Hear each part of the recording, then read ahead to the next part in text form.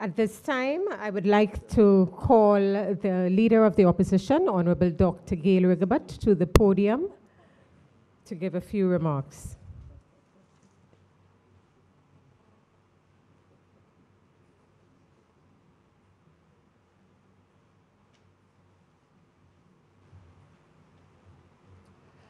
Governor General, Your Excellency Dame Paulette Louise, Honorable Dr. Kennedy Anthony, Prime Minister, President of the Senate, Honorable Claudius Francis, Speaker of the House of Assembly, Honorable Peter Foster, Deputy Prime Minister, Honorable Philip J. Pear, other members of Cabinet, members of the House of Assembly, members of the Diplomatic Corps, Cabinet Secretary, Permanent Secretaries, Commissioners, invited guests, ladies and gentlemen.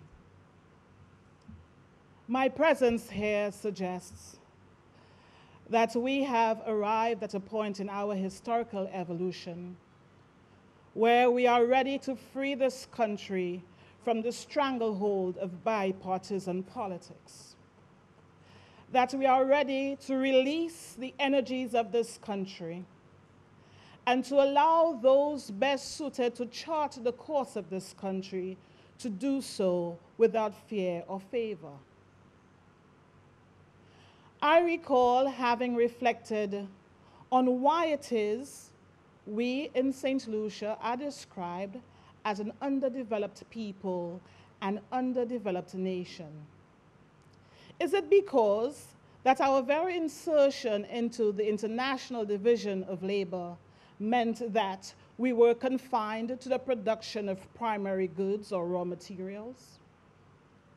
Is it because that our political lenses restrict us to a 5-year term, and we are forced sometimes to act in accordance with the strict confines of 5 years?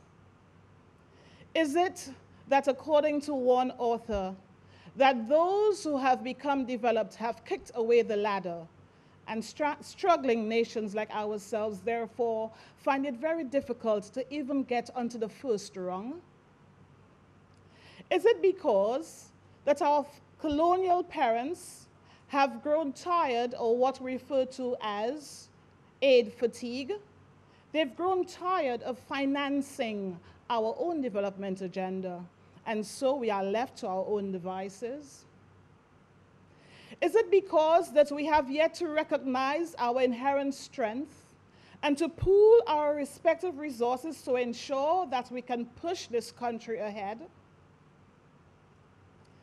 Is it because that you and I have yet to determine for ourselves where we would like to see this country 10, 20, 30, 40 years hence? And I can go on and on. But I'm heartened that we are here today. I'm heartened because it suggests to me that we're ready to heal ourselves of the turfism that often characterizes the public service. We are ready to heal our political wounds and see to it that we are no longer caught in the quagmire of underdevelopment. That you and I have determined that irrespective of race, color, creed, political ideology, that the call is urgent. That we have found ourselves at a juncture in our development that we find it necessary to ask some hard questions.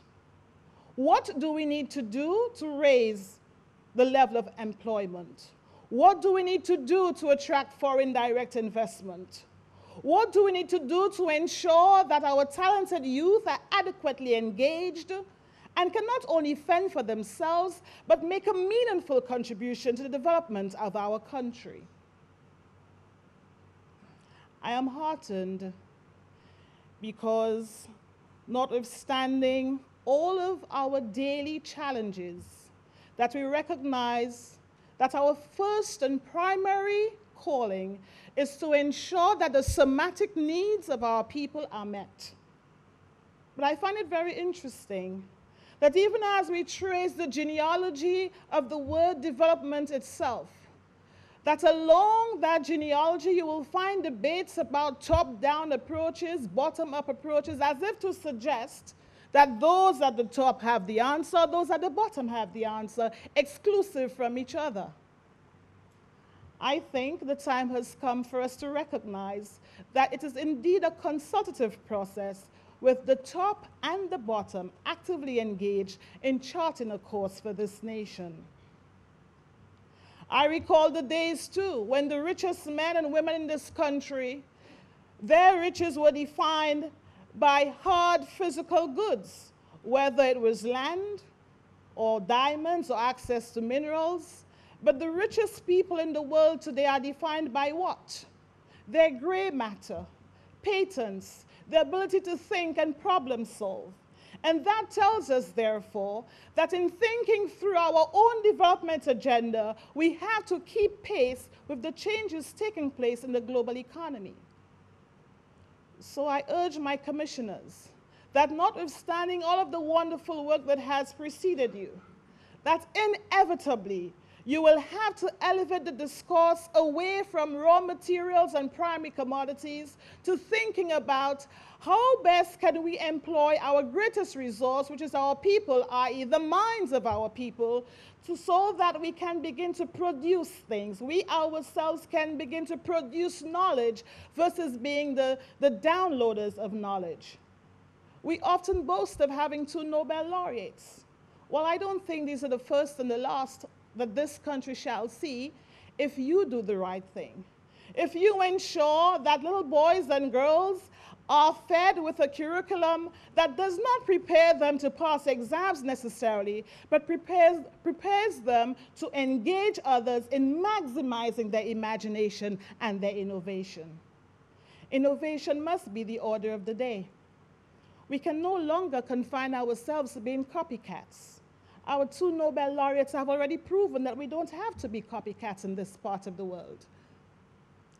I want to suggest to you that whereas we have a predisposition to engage in those who we deem to be most knowledgeable in charting a way forward, that you engage the persons we refer to as the little men and women of our society.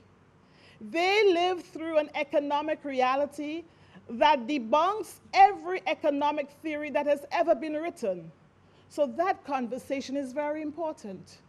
We just may be able to learn a thing or two from them. More recently, I have seen the inclusion of the happiness index as if it were a new variable in the development equation. And I take it that inclusion of spiritual guides on the commission suggests to me that you also recognize that spiritual balance is important. Development, therefore, is not about the performance of raw indices. It's about how people live every day and the extent to which they can realize their true potential and to be happy doing that. I wish to applaud you for accepting our invitation to serve on this commission. And I trust that we all will live through our commitment to this country, and that is to do what is best for our country, regardless of our political affiliation, race, creed, or any other kind of ideological obligation. I thank you.